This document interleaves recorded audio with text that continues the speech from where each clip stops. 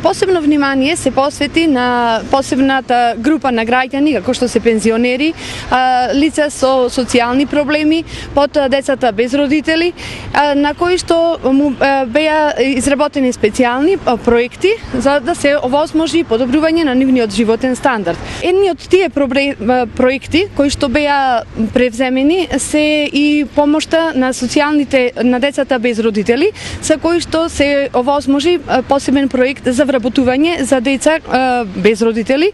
Потоа беше дадена парична помош во вид на стипендија на децата од чии семејства се од социјален карактер, значи во средното образование, како и на децата на факултет. Меѓу другото, беа за прв пат после толку години беа изградени и социјални станови во цела Македонија, а посебно во Прилеп, и беа доделени одреден број на станови со кои што се реши животното прашање на семејства од социјален карактер.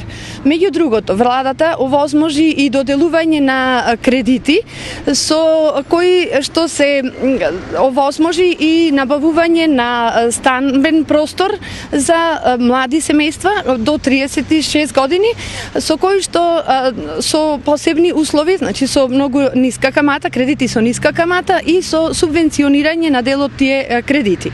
Бидејќи тој проект се покажа како добар, во изминатиот период владата и понатаму продолжува со проширување на изработените проекти и воведува